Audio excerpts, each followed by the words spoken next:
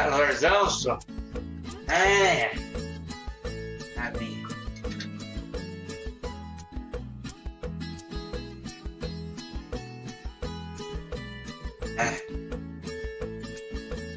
É. Faça essa vida não. Na cidade, tá todo mundo de quarentena. Aqui, ó, tem quarentena na roça não. Bem que o pai falou, estuda, porque senão seu futuro é na enxada. Aí eu não estudei. Tô aí. Mas enfim, vamos lá. Olá, querido aluno. Olá, querida aluna. Tudo bem com vocês? Nós estamos trabalhando aí com o texto da escrita criativa e nós vamos trabalhar como fábulas e crônicas. Então, vamos deixar de conversa e vamos para a aula de hoje.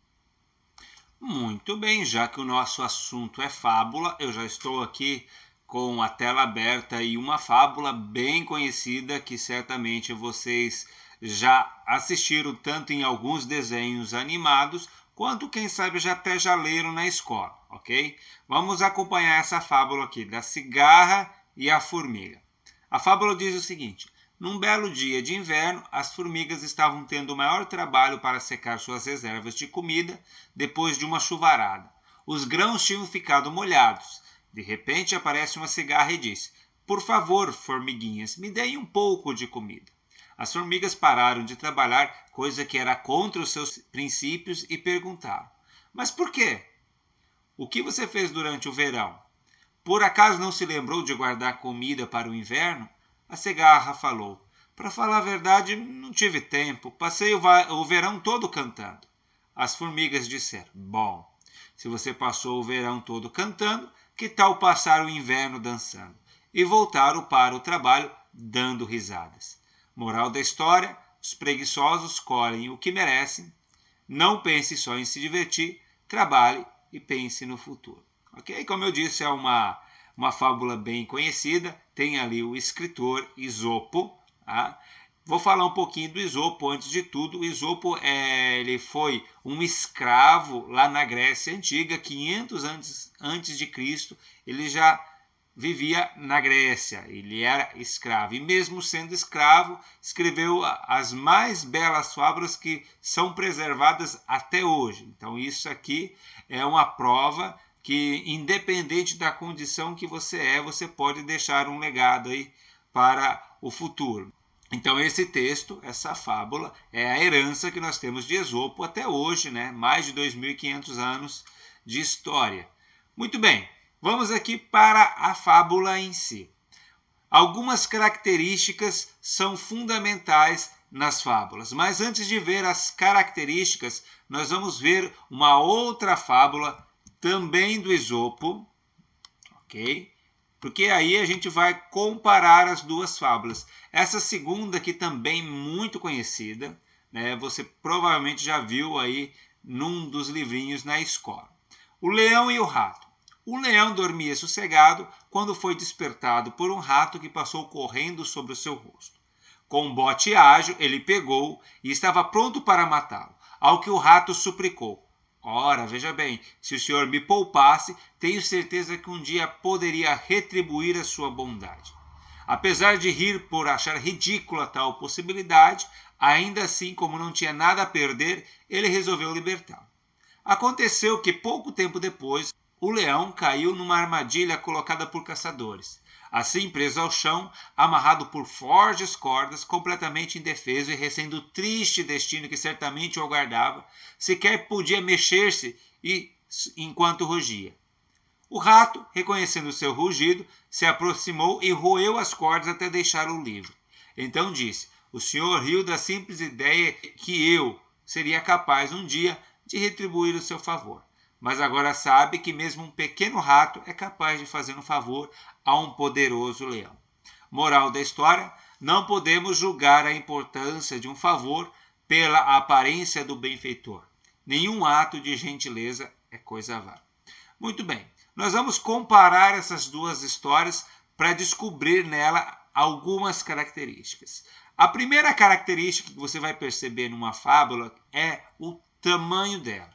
Uma fábula é sempre pequena, é sempre curtinha. E não confundam fábulas com conto de fadas. Contos de fadas são outras coisas, é outro gênero textual, é outro tipo de texto, ok? Nós não vamos tratar de contos de fadas nessa disciplina. Nós vamos falar especificamente de fábulas. Fábulas é um texto curto, tá? É uma característica. A segunda característica, que é bem visível também nas fábulas, é que ao final da história nós podemos encontrar a moral. O que é a moral? A moral é aquela frase, aquele provérbio, aquele ditado popular que traz um ensinamento para uma pessoa. Então, essa é a segunda característica da fábula. Terceira característica das fábulas é que geralmente, não sempre, mas geralmente os seus personagens são animais, ou seja, esses animais recebem as características dos seres humanos, ou seja, nós encontramos aí a personificação ou prosopopeia. O que é prosopopeia ou personificação? Você atribuir características de seres humanos para animais ou para objetos. Então, na maioria das fábulas, isso acontece. Então, nós encontramos os animais na maioria delas. Outra característica que nós encontramos nas fábulas também é o título da fábula. Geralmente, as personagens já estão descritos ali no título. Então, nós temos aqui o leão e o rato nessa. Nós temos na de cima a cigarra e a formiga. Então, recapitulando, nós temos um texto pequeno de 10 a 15 linhas. Nós temos a moral da história. Nós temos personagens que são animais ou seres inanimados, nesse caso, objetos. E temos também o título, que são as próprias personagens que são mencionadas no título. Mas tem uma outra característica que é a mais importante de todas, que é a temática da fábula. Por que uma fábula escrita há mais de 2.500 anos atrás ainda permanece viva até hoje? Por causa da sua temática. É uma temática do cotidiano. Tem a ver com o seu dia a dia, com o dia a dia de qualquer um. Eu posso pegar essa história, essa fábula, e aplicar na sociedade. Por exemplo, cigarra e formiga. Onde a gente encontra isso? A gente encontra cigarra e formiga no trabalho. Qual que é a formiga no trabalho? É aquela pessoa que está sempre fazendo a sua tarefa, sempre se esforçando, sempre trabalhando. Qual que é a cigarra? Cigarra é aquela uma que sempre deixa o trabalho para depois, deixa o trabalho para outra pessoa e não faz o que precisa. E ainda fica jogando serviço nas costas de outras pessoas. Nós encontramos cigarra e formiga na sala de aula, sabia? Exatamente. Por que nós encontramos na sala de aula? Quem que é a formiga da sala de aula? São as pessoas que fazem as tarefas, estudam para a prova. E a cigarra é aquele cara que chega assim, esqueci de fazer, coloca o meu nome aí no trabalho. Já aconteceu isso com você? Então são exemplos de cigarra e formiga que, como eu disse, estão presentes em todos os lugares da sociedade. Nós temos também o leão e o rato. Se nós trouxermos essa história para o dia a dia, quem que é o leão e quem que é o rato? O leão é aquele cara que se acha, né, o maioral, que pratica bullying com as pessoas. E o rato, muitas vezes o rato é aquela pessoa que sofre esses maltratos. E quem sabe essa pessoa que sofre é a única que vai poder ajudar aquela pessoa depois lá na frente. Então veja bem, são exemplos de temáticas do cotidiano. Por isso que esses textos eles estão vivos até hoje e vão permanecer vivos por muito tempo. Então, quais são as 5 características? Vamos colocar aqui na tela para vocês. Olha lá, é uma narrativa curta, de 10 a 15 linhas. Geralmente, os personagens são animais ou seres inanimados. Nós temos geralmente também os títulos, que são os próprios nomes das personagens. Ao final da história, ao final da fábula, existe uma moral, que é uma frase que traz um ensinamento, que essa frase pode ser um ditado popular ou uma expressão, e todas elas abordam uma temática do cotidiano. Bem fácil as características, né? Só 5 características. Eu tenho uma fábula aqui, que eu vou mostrar para vocês. Essa é uma fábula Vamos diminuir um pouquinho a letra para você conseguir ler de uma vez só. Você já conseguiu ver o meu nome ali? Então essa é uma fábula que eu escrevi há mais de 10 anos, vamos dizer assim. Eu não sei dizer exatamente quando foi, mas com certeza há mais de 10 anos. E tem aqui o esquilo da montanha. É um pouquinho maior, né? Havia no alto de uma montanha uma grande árvore onde havia um grupo de esquilos. Todos os dias eles desciam até o vale coletar nozes para sua alimentação. Eles buscavam uma noz de manhã e outra no fim da tarde. Porém, um dos esquilos, que se julgava mais inteligente de todos, certa vez teceu com ramos de gramas um pequeno saco onde passou a encher de nozes para levar para sua casa. Enquanto subia a montanha, arrastando o saco cheio de nozes, era questionado pelos demais esquilos. Para que todo esse esforço? E ele dizia, se eu levar muitas nozes para casa, não precisarei vir ao vale 2 vezes por dia. E o que farás? Você não tem nenhuma outra obrigação a não ser vir aqui 2 vezes por dia e recolher o seu próprio alimento. Não quero nem saber. Quero muitas nozes ao meu redor, na minha casa, sem precisar me preocupar por um longo tempo. Assim sendo, continuou arrastando seu saco cheio de nozes montanha acima. Quando ele passou sobre algumas pedras, o saco de ramos de grama se rompeu e as nozes rolaram montanha abaixo, indo se perder nas águas de um rio. Moral da história, quem tudo quer, tudo perde. Algum tempo depois, e vocês vão perceber, já que fábulas são costumariamente utilizadas para ensinar ou trazer algum ensinamento para crianças, vários desenhos, várias imagens bem coloridas para chamar a atenção das crianças. Mas não são só as crianças que aprendem com as fábulas. Os adultos também podem aprender. Mas como eu falei de desenhos, eu tenho aqui um desenho, não sei se vocês vão conseguir ver certinho, que eu mesmo fiz, né? Obviamente eu não sou um bom pintor, um bom desenhista, mas esse desenho representa a fábula que nós acabamos de estudar. Então nós temos nessa fábula algumas características que são características das fábulas. Nós temos o título, que o personagem aparece, o personagem principal que é um esquilo, ou seja, um animal, como já falamos também, né? Os personagens geralmente são animais. Nós temos uma moral da história, nós temos um texto pequeno, ele é um pouquinho maior que os outros dois, mas ainda é um texto bem pequeno, menos de meia página.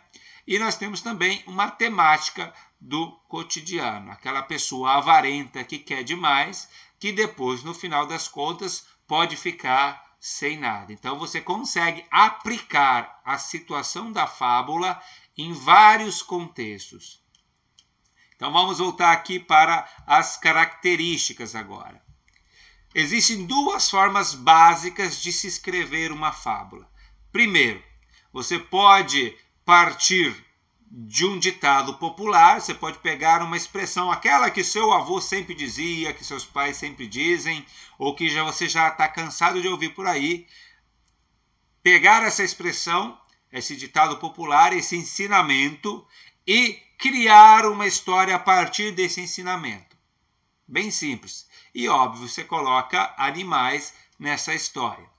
Uma outra forma que eu acho muito mais conveniente, muito mais fácil, já que todo dia nós aprendemos alguma coisa, nós pegarmos a nossa própria vida como base de inspiração para as nossas histórias. Ou seja, geralmente você já passou por alguma coisa que te ensinou, algum evento onde alguém te deu uma lição de moral, ou você viu acontecer com alguma pessoa, e isso ficou registrado na sua mente. Então o que você faz? Aquilo que aconteceu com você, basta você trocar os personagens, ou com outra pessoa, né? Você troca os personagens, coloca ou bichinhos ou objetos, e ao final acrescenta um ditado popular, uma expressão que traduz aquilo que você aprendeu a partir daquele fato que você vivenciou. Então é bem simples, você pode partir do ditado popular e criar a história, ou vivenciar a história e depois de trocar os personagens, ou encontrar a expressão que melhor traduz o ensinamento que você teve, que você recebeu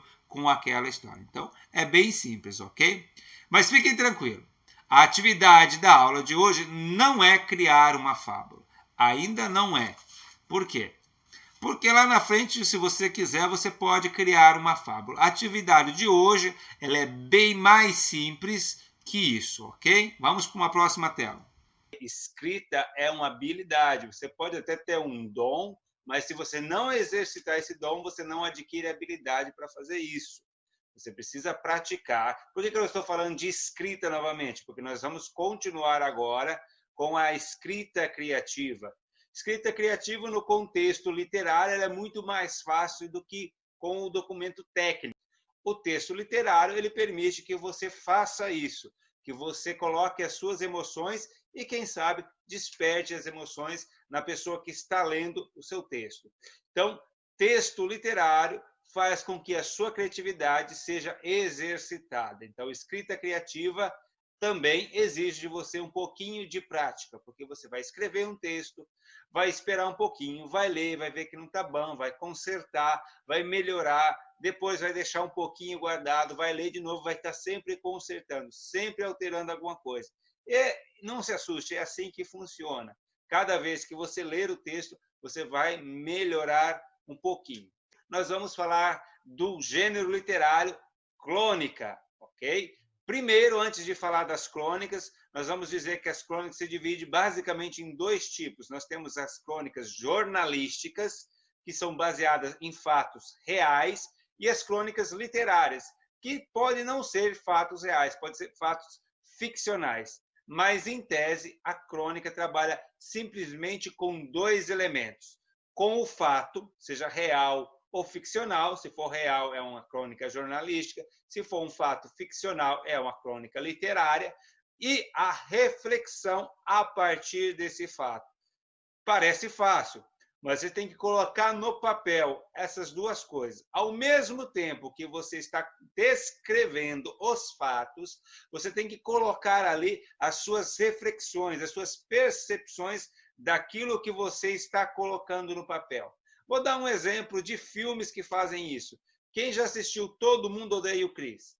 Está acontecendo as cenas, mas de vez em quando aparece a fala do Chris dizendo algumas coisas. Isso é mais ou menos uma crônica, porque você tem o fato, ou seja, aquilo que acontece, e você tem a reflexão sobre aquilo. Você já assistiu o curioso caso de Benjamin Button? Também é criado da mesma forma. Enquanto o filme vai mostrando a sua história, você tem por trás ele mesmo contando e refletindo sobre aquilo que viveu. Então, vamos refletir o que é uma crônica. Basicamente, é você ter um fato real ou ficcional e dialogar com você mesmo ou com a outra pessoa que está lendo, refletindo, pensando sobre aquilo que foi escrito, que foi dito. A gente faz isso direto. Pensa bem, quando você está conversando com uma pessoa e aquela pessoa começa a te contar uma lorota, você talvez não fala na cara dela que ela está mentindo, mas na tua cabeça já passa, na tua cabeça, ó, esse cara aqui está me enrolando, ele está falando mentira, isso aqui que ele está dizendo não é verdade. Então, o que é uma crônica? É você colocar essas duas coisas no papel ao mesmo que está acontecendo o fato, ou seja, alguém contando algo para você, na sua mente está acontecendo alguma coisa. Então, você tem que encaixar essas duas coisas no papel. E aí você vai ter uma crônica literária. Bem fácil, né? Vamos ver na prática como é que fica? Eu quero mostrar aqui alguns vídeos, né? Primeiro, vamos tratar das crônicas jornalísticas. Nós temos duas crônicas, da Raquel Sherazade e do Alexandre Garcia, e vocês vão perceber que nas duas eles têm um fato e eles fazem uma reflexão em cima desses fatos. Acompanhem comigo essas duas crônicas no vídeo. Na semana passada foram distribuídos para quase 500 mil de alunos um livro de português que defende, digamos assim, um novo conceito sobre o uso da língua portuguesa. Não teria mais certo ou errado, e sim o adequado ou o inadequado, dependendo da situação. Alexandre Garcia, o Ministério da Educação, esclareceu que a norma culta da língua portuguesa vai ser sempre exigida nas provas e nas avaliações, que isso fique bem claro. Renata, quando eu estava no primeiro ano do grupo escolar e a gente falava errado, a professora nos corrigia, porque ela estava nos preparando para vencer na vida. É notório que o conhecimento liberta, que forma eleitores e contribuintes conscientes, gente que cresce e faz o país crescer, né? É notório que o conhecimento vem pela educação, em casa, na escola, na vida. E também é óbvio que a raiz de tudo está na capacidade de se comunicar, a linguagem escrita que transmite, difunde o conhecimento e o pensamento, diferencia o animal ou homem dos outros animais. A educação liberta e torna a vida melhor porque nos livra da ignorância, que é essa condenação a uma vida difícil. Quem for nivelado por baixo, terá a vida nivelada por baixo. Pois, ironicamente, esse livro se chama Por uma Vida Melhor. Se fosse apenas uma polêmica linguística, tudo bem, mas faz parte do currículo de quase 500 mil de alunos e é abonado pelo Ministério da Educação. Na moda do politicamente correto, defende o endosso ao falar errado para evitar um preconceito linguístico. Olha, ainda hoje todos vimos o chefão do FMI algemado. Aqui no Brasil, ele não seria algemado porque não ofereceria risco à sua custódia. No Brasil, algemas constrangem o detido. Aqui no Brasil, alunos analfabetos passam automaticamente de ano para não serem constrangidos. Aboliu-se o mérito e agora se aprova a frase errada para não constranger. Olha, a Coreia saiu da terra arrasada por 2 guerras em apenas 2 ou 3 décadas de educação rígida. A China, que há poucos anos estava atrás do Brasil, sabe para onde está indo a razão de 10% ao ano do PIB. Com educação rígida, tradicional, competitiva e premiando o mérito. Por aqui, com a chancela para a ignorância que infelicita, estamos apontando para o sentido contrário.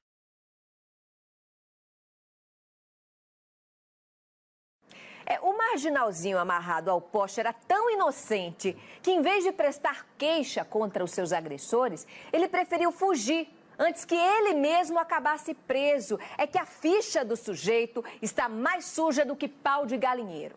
Num país que ostenta incríveis 26 assassinatos a cada 100 mil habitantes, que arquiva mais de 80% de inquéritos de homicídio e sofre de violência endêmica, a atitude dos vingadores é até compreensível. O Estado é omisso, a polícia desmoralizada, a justiça é falha. O que resta ao cidadão de bem que ainda por cima foi desarmado? Se defender, é claro. O contra-ataque aos bandidos é o que eu chamo de legítima defesa coletiva de uma sociedade sem Estado contra um Estado de violência sem limite. E aos defensores dos direitos humanos que se apiedaram do marginalzinho preso ao poste, eu lanço uma campanha. Faça um favor ao Brasil. Adote um bandido. Muito bem. Você percebeu o que você assistiu? Então, no primeiro vídeo do Alexandre Garcia, o fato qual é? O lançamento de um livro de português que fala sobre as variedades linguísticas que, segundo o Alexandre Garcia, seria aí alguma coisa que colocaria a fala errada como algo correto, que na opinião dele não é. E, trazendo essa opinião, ele coloca alguns questionamentos, algumas reflexões para que ele traga para você as perguntas e você responda. Esse diálogo em si, ele não acontece na realidade, mas quando ele vai levantando as suposições, você fica imaginando. Não, isso é verdade, isso está certo, isso eu concordo, isso eu não concordo. Então, cria-se um diálogo entre o Alexandre Garcia e você que está assistindo o vídeo. No segundo vídeo da Raquel Sherazade, na segunda crônica jornalista, qual que era o fato? Um ladrão que tinha sido apanhado por algumas pessoas e tinha sido amarrado ao poste. E ela passa a criar, em cima deste fato, algumas reflexões sobre a violência e sobre a segurança do nosso país. E você é levado a concordar ou discordar de algumas falas que ela vai utilizando na sua crônica. Nos dois casos, nós temos um fato e nós temos as opiniões da pessoa. Por que nós temos as opiniões nesse caso? Porque é uma crônica jornalística. Na crônica literária, não muda muito disso. Nós vamos assistir agora uma crônica em forma de poema, mas perceba que você tem o fato e também a reflexão desse fato. Vamos lá.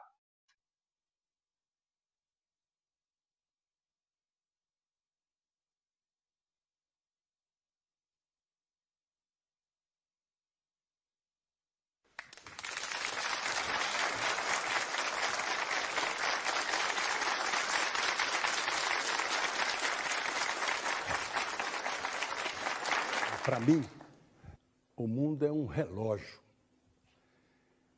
E o dinheiro é a mola que controla os relógios dessa vida.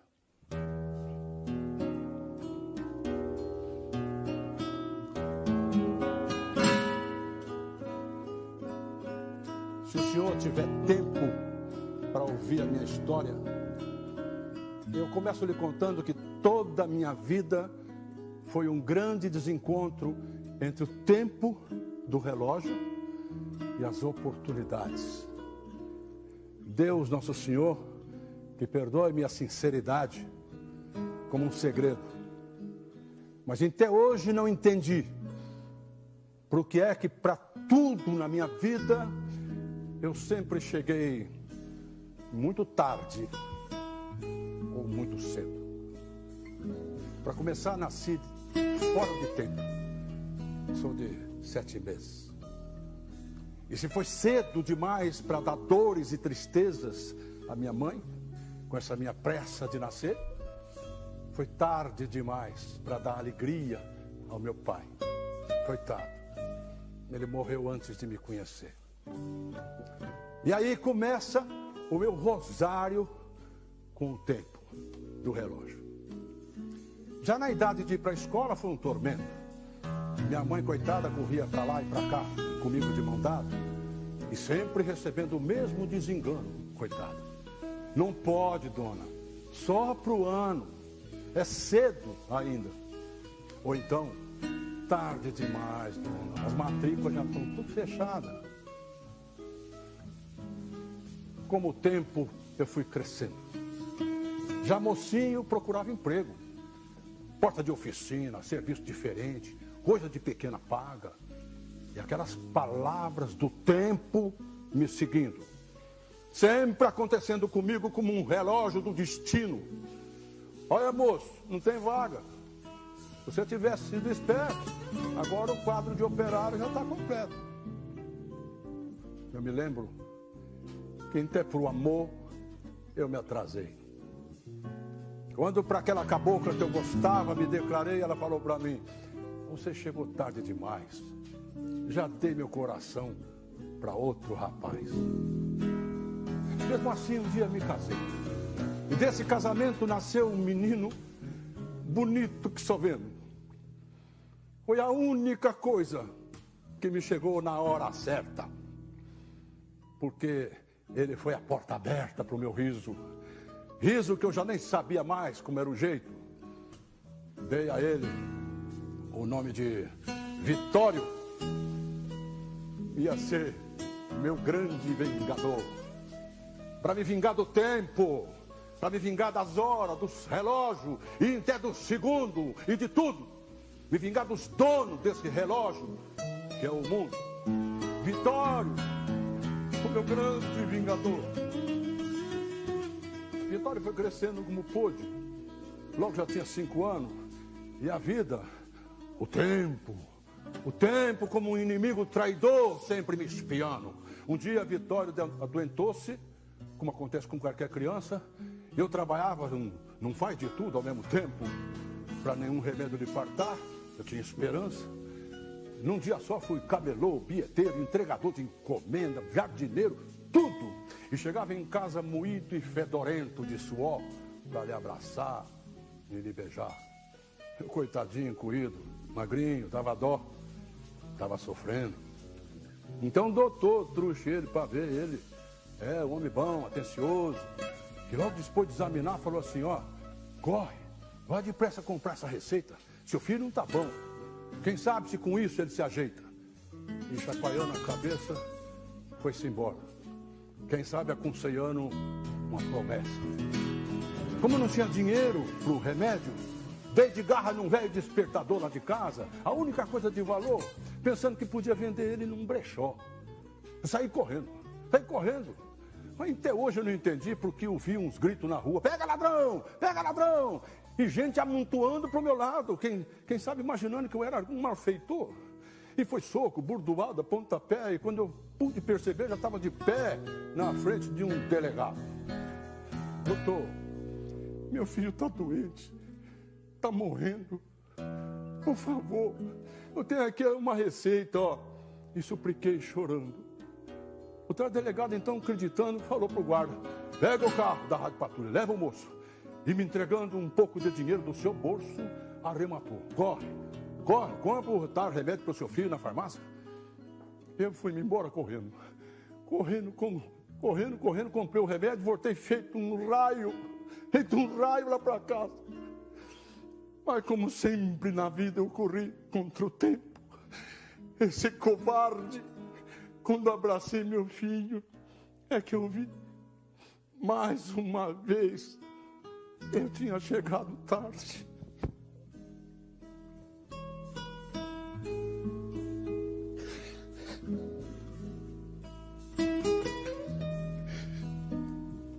Obrigado.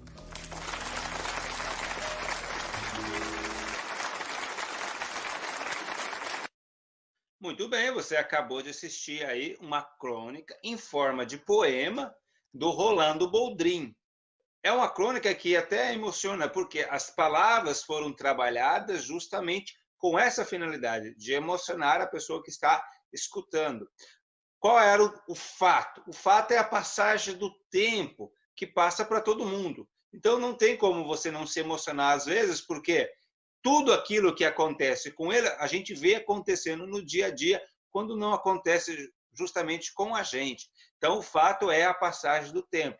E as reflexões são todos os questionamentos que ele coloca em relação a essa passagem do tempo. Ok? Nós vamos colocar aqui na tela agora um texto que vai especificar o que é um gênero crônica. Nós já falamos o que é, quais são os dois elementos que precisam estar presentes, mas eu vou deixar esse PDF aqui para que você visualize por escrito as definições e como deve ser feito. Vamos lá? Muito bem, aqui nós temos uma pequena explicação do que é o gênero crônica, você pode acompanhar aqui no texto, né? O gênero crônica é a forma textual no estilo de uma narração que tem por base os fatos que acontecem em nosso cotidiano. Então, tudo aquilo que acontece à nossa volta, a gente pode transformar ele numa crônica.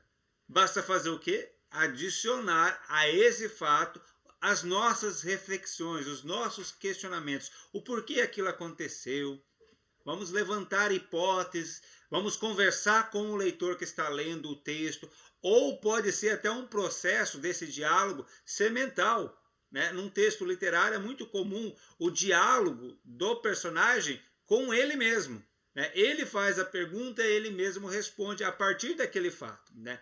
Então, por esse motivo, ela é uma leitura agradável, porque o leitor ele interage com os acontecimentos que estão ocorrendo ali dentro daquela crônica. Ele se identifica com as ações que os personagens vão tomar no decorrer do texto. Não sei se você já leu, mas existem vários livros de crônicas, e ler crônica é fácil, é gostoso, porque são textos simples e pequenos. Se você for na biblioteca, você vai encontrar livros especificamente de crônicas. Você está numa fila de um banco, você lê 1, 2, 3, 4 crônicas só naquele momentinho da fila, porque é um texto pequeno que te envolve, a leitura é prazerosa e você passa aquele tempo rapidamente. A leitura da crônica sempre é rápida. A leitura da crônica leva pouco tempo porque o texto ele é pequeno.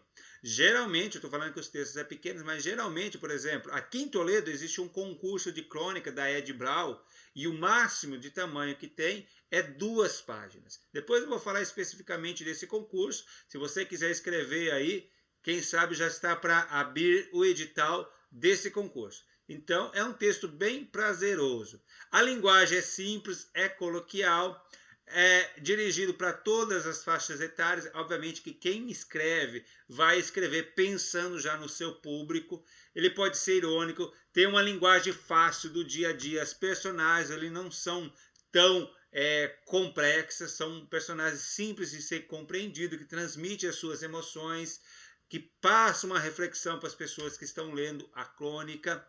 E o importante é que, se você não gosta de ler, mas acha que leitura é importante, fica a dica, começa a ler crônicas.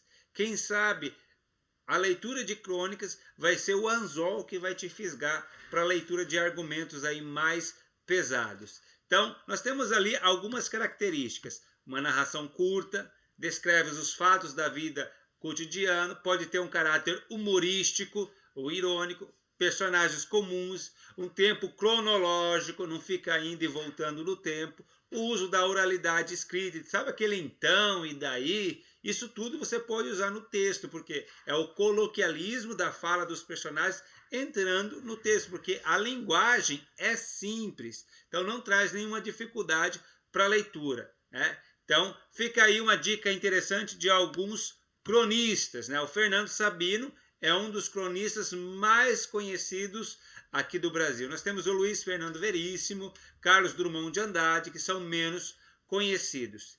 Mas eu quero mostrar aqui uma do Fernando Sabino, que o nome é A Última Crônica, ok? Só que eu quero mostrar esse texto para vocês em forma de vídeo.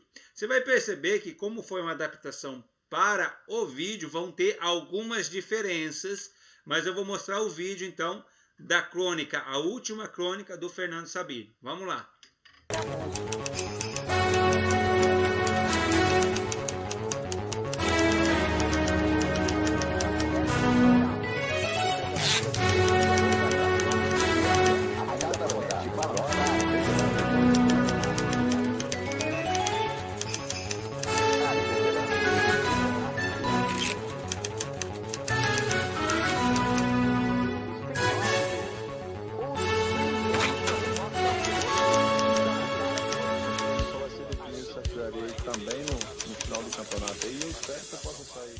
Como não dá pra publicar melhor do ano, Itamar? Sei lá, alguma do passado. Eu não sei sobre escrever.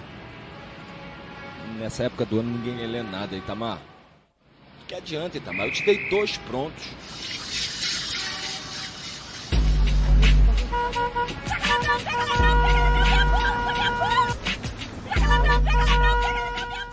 Que adianta, Itamar? Eu te dei 2 prontos. Eu não tenho motivo. Usa um, Itamar. Pelo amor de Deus, eu tô cansado. Ô, ei! Minha carteira! Socorro! Cansado, Itamar. Clica uma, por favor, pô. Incidente doméstico. Um caso policial como aquele do Rubem Fonseca, isso que dá crônica. Com licença, senhor. Com licença. Vou ver o que eu posso fazer.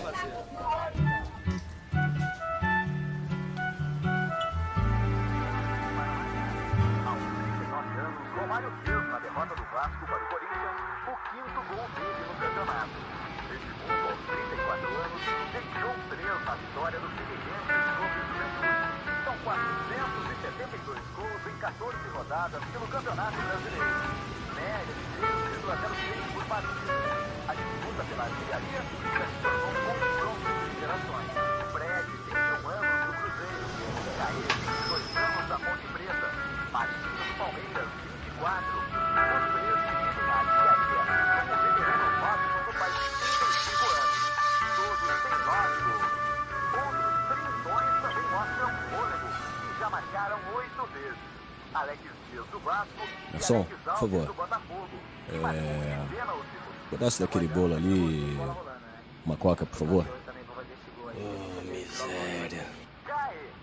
Dá um mata-fome aí, seu Manuel. Uma coca também. Ele marcou na vitória sobre o Fluminense.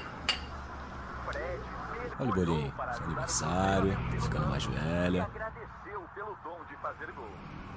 Só vai ser definido essa artilharia aí também no final do campeonato aí. Eu espero que eu possa sair da artilharia aí, vai ser muito bom pra mim. 5 jogadores com 20 anos de idade já foram artilheiros do Brasil. Amigão, pode abrir, por favor, e gastar uma faquinha e mais 2 copos também.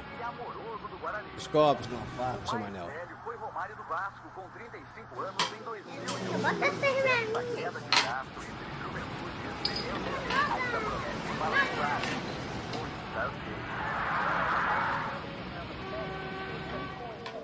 Na final dos 50 metros borboleta do Campeonato Mundial de Esportes Aquáticos em Montreal, no Canadá.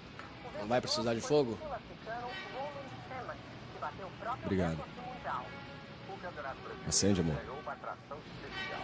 A cada rodada, jovens e veteranos juntam a artilharia da competição.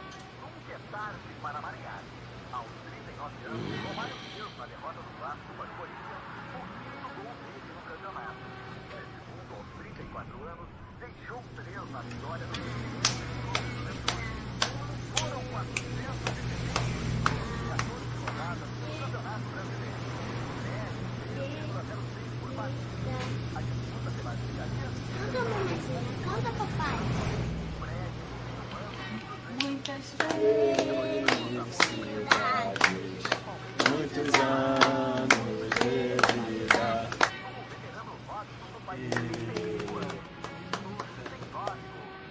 Agora tem que partir o bolinho, né? Danapo.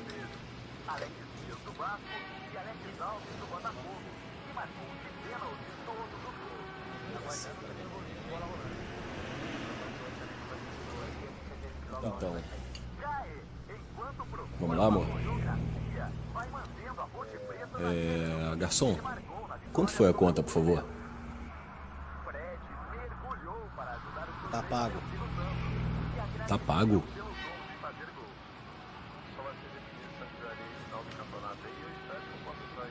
Desejou feliz aniversário pra menina. Obrigado.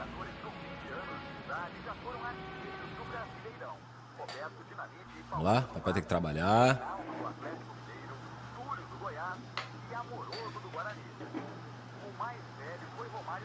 Obrigado, hein, gente.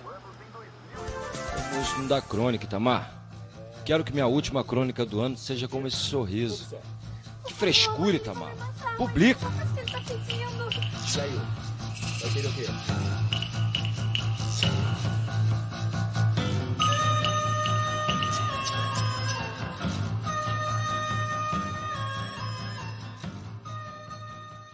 Muito bem, então depois de assistir o vídeo, que é uma adaptação, quem sabe no vídeo não fica bem claro todos os elementos da crônica, que são só 2, o fato e a sua reflexão, porque como é que a gente coloca uma reflexão numa crônica onde não tem o narrador, que foi o caso do vídeo que a gente assistiu. Percebam bem aqui nessa crônica, ó. A caminho da casa, entro no botequim da Gávea para tomar um café junto ao balcão. Na realidade, estou adiando o momento de escrever. Veja bem, nós temos somente nessas duas frases, tanto o que acontece, o fato, né? Ele está a caminho da casa, entra num botequim para tomar um café e para junto ao balcão. Isso é um fato, isso é o que aconteceu. A frase que ele fala, na realidade estou adiando o momento de escrever, ele falou, isso é algo que aconteceu? Não, isso é algo que está passando na cabeça dele, que ele está mostrando para o leitor. Então, enquanto está acontecendo uma coisa, está acontecendo uma outra na cabeça do leitor, que pode ser até uma interação com a pessoa que vai ler depois, né? Neste caso, nós temos o fato e a reflexão. Continua o texto ali. A perspectiva me assusta. Gostaria de estar inspirado, de coroar com êxito mais um ano nesta busca do pitoresco ou do risório, no cotidiano de cada um.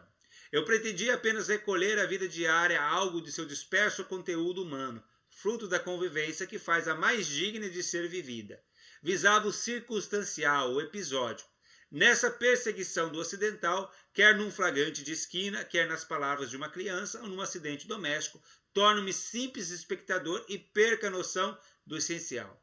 Sem mais nada para contar, curvo a cabeça e tomo meu café, enquanto o verso do poeta se repete na lembrança. Assim eu quereria o meu último poema. Não sou poeta, estou sem assunto. Lança então um olhar para fora de mim, onde vivem os assuntos que merecem uma crônica. Veja que todo esse parágrafo são reflexões e dentro desse parágrafo nós temos dois momentos somente que fala do que é fato, do que acontece. Ou seja, no momento que ele baixa a cabeça para tomar o café, é o que realmente aconteceu, e depois quando ele lança o olhar para fora, ou seja, quando ele olha para algum lugar. Então são dois pequenos momentos que são fatos e o restante tudo é reflexão, é o miolo dele pensando alguma coisa. Vamos lá. Ao fundo do botequim, um casal de pretos acaba de sentar-se numa das últimas cadeiras de mármore ao longo de parede de espelhos. A compostura da humildade na contenção de gestos e palavras deixa-me acrescentar pela presença de uma negria de seus 3 anos, laços na cabeça, toda arrumadinha no vestido pobre, que se instalou também na mesa. Mal ousa balançar as perninhas curtas ou correr os olhos grandes de curiosidade ao redor. 3 seres esquivos que compõem em torno da mesa a instituição tradicional da família, célula da sociedade. Vejo, porém, que se preparam para algo mais que matar a fome. Novamente aqui você vê coisas acontecendo e coisas que ele está pensando enquanto aquilo está acontecendo. Espera um pouquinho o vídeo. Você é capaz de separar nesse parágrafo o que aconteceu e o que passou na cabeça da pessoa que está vendo a cena? Faz esse exercício, que isso é importante. Supondo que você tenha dado uma pausa no vídeo para fazer essa atividade, vamos continuar. Passa a observá-los. O pai, depois de contar o dinheiro que discretamente retirou do bolso, aborda o garçom, inclinando-se para trás na cadeira. Aponta no balcão um pedaço de bolo sob a redoma. A mãe limita-se a ficar olhando imóvel, vagamente ansiosa, como se aguardasse a aprovação do garçom. Este ouve, concentrado, o pedido do homem e depois se afasta para atendê-lo. A mulher suspira, olhando para os lados, a ressegurar-se da naturalidade de sua presença ali.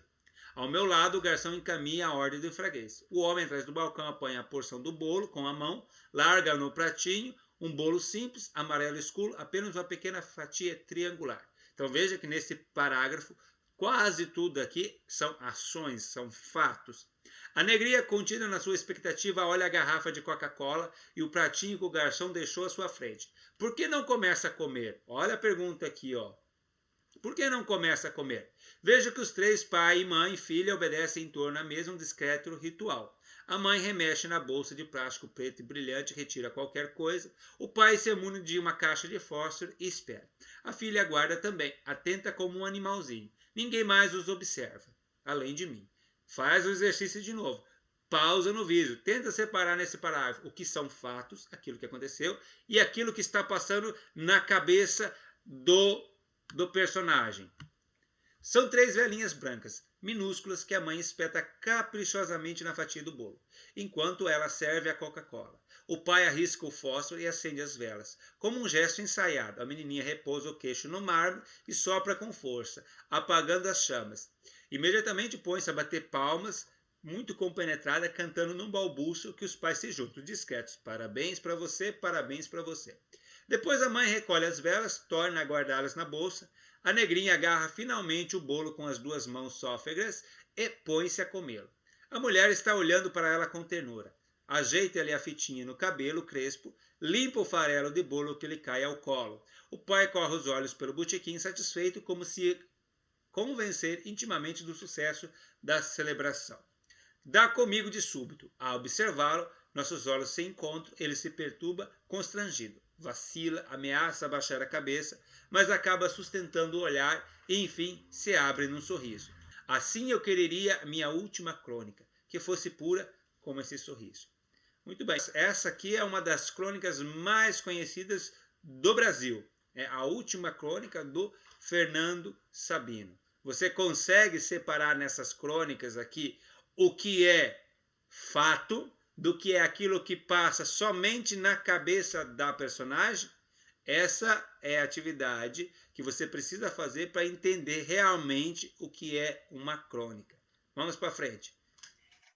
Muito bem. Então você acabou de ver aí, tanto em vídeo quanto no texto escrito, a última crônica do Fernando Sabino. É um texto difícil de se escrever? Tecnicamente, para alguns, sim. Por que para alguns? Porque para alguns é muito difícil essa abstração. Ou seja, o fato, descrever o fato é simples, mas fazer essa reflexão sobre o fato e colocar as 2 coisas no papel contemporaneamente, para que elas se mesclem, exige um pouco de habilidade. Como eu falei anteriormente, aqui em Toledo, nós temos um concurso de poesias e de crônicas da Ed Brau, que todo ano ocorre. Tá? Eu já participei por várias vezes e eu quero mostrar alguns textos que eu encaminhei. E eu quero falar para você que se você não escreve um texto para mandar para esse concurso, você está perdendo tempo e dinheiro. Eu vou mostrar 2 textos aqui, eu vou mostrar 3, aliás. Né? Eu vou mostrar 3 textos e 2 deles foram vencedores do concurso Ed Brau.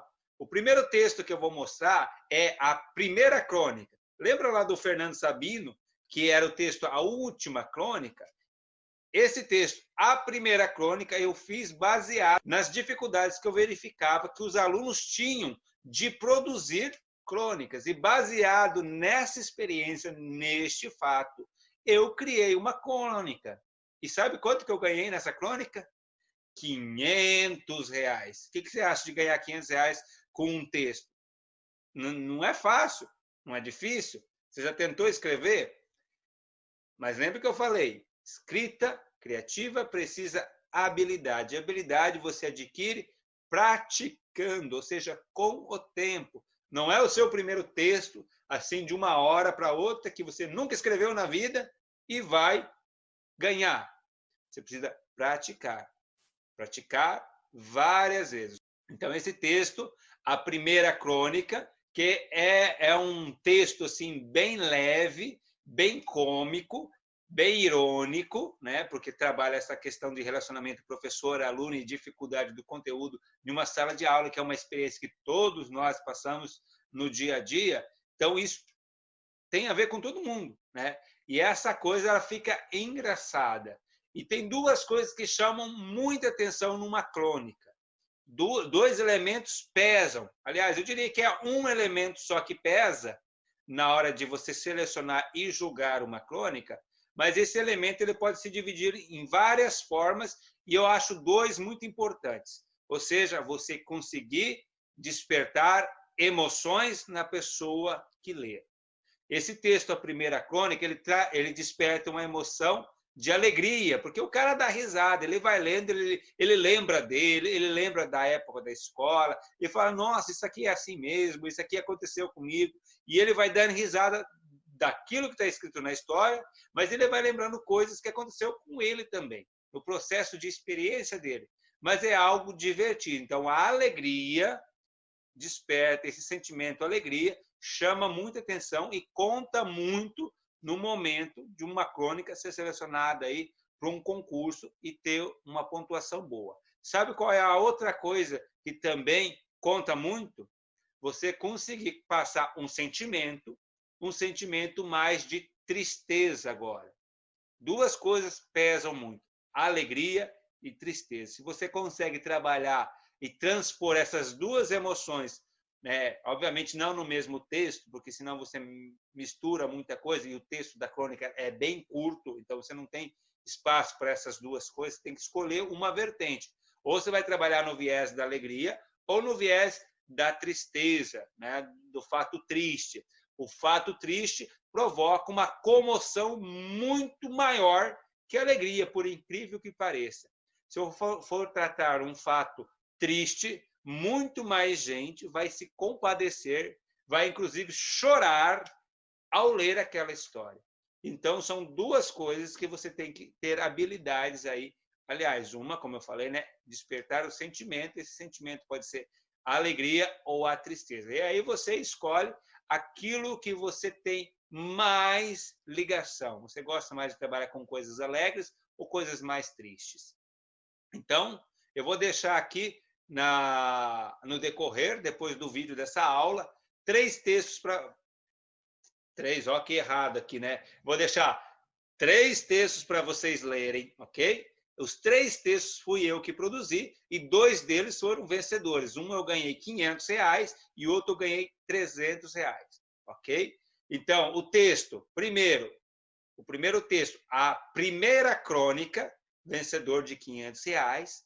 O segundo texto que eu vou deixar é Mesmo que a Morte nos Separe, Olha só o nome do texto. Já dá para saber que esse texto vai trabalhar um pouquinho do lado triste. Mesmo que a morte nos separe, esse texto eu ganhei R$300. E aí, o pagador de contas. O pagador de contas, nós temos mais um texto aí. Então, 2 deles foram vitoriosos.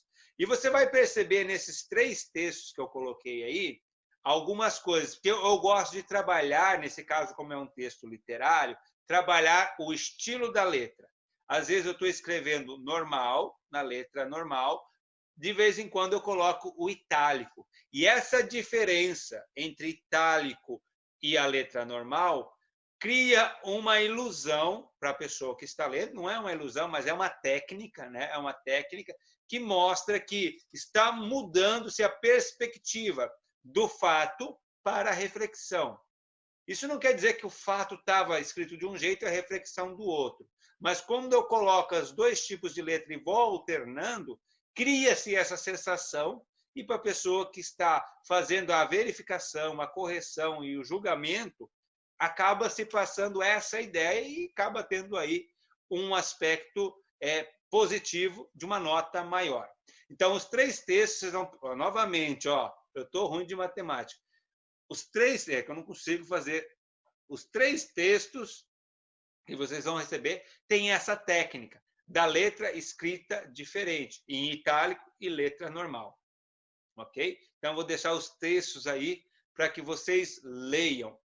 Você pode ler 1, pode ler 2, pode ler os 3, não tem perigo nenhum. Falando nisso, qual é a atividade de hoje? Muito bem. Você tem 3 textos ali, você vai ler um deles e vai fazer um pequeno comentário sobre o que você achou do que você leu. Então, não é uma atividade que vale nota, mas é uma atividade que vale a presença. Então, você seleciona um dos 3 textos. São textos curtinhos, de 1,5 páginas, no máximo 2, porque era o máximo que o concurso permitia. Então, você lê um dos 3 textos e faz um comentário. Lembra do comentário jornalístico? Não precisa ter abertura, nada disso. Só faz assim a sua opinião sobre aquilo que você achou, o que você mais gostou, o que você não gostou, o que você acha que dá para melhorar, porque isso acaba criando em você alguma coisa que pode surgir de ideias para um próximo texto. E falando em próximo texto, nós temos aí, se o coronavírus permitir, esse ano o concurso é de Brau. Quem sabe não é você que vai ganhar o próximo concurso. Fica a dica, né? Participa do concurso, senão eu vou ganhar de novo pela 3ª vez, e aí vai ficar chato, né? 3ª vez já ganhando, tem que deixar para os outros também. Mas eu incentivo sempre os outros a participar. Então, escreve um texto se você quiser, eu te ajudo, te dou dicas e você participa do concurso. Se você participar, preste atenção, se você participar esse ano, eu não participo. Já fica fácil para você, hein? Agora, se você não fizer esse texto, aí eu vou participar e eu vou ganhar. Conta com isso. Eu tenho 2 textos já prontos aqui, ó, na minha cabeça, só esperando para digitar, para participar dessa edição 2020. Mas isso só se você não participar. Se você participar, o privilégio vai ser teu. Então, lê lá um dos 3 textos, ou os 3 textos, e comenta. Manda um comentário no grupo. É a atividade de hoje. Facinho, facinho, facinho, ganhar a sua presença. No mais, é isso. E nos vemos na próxima semana. Até mais!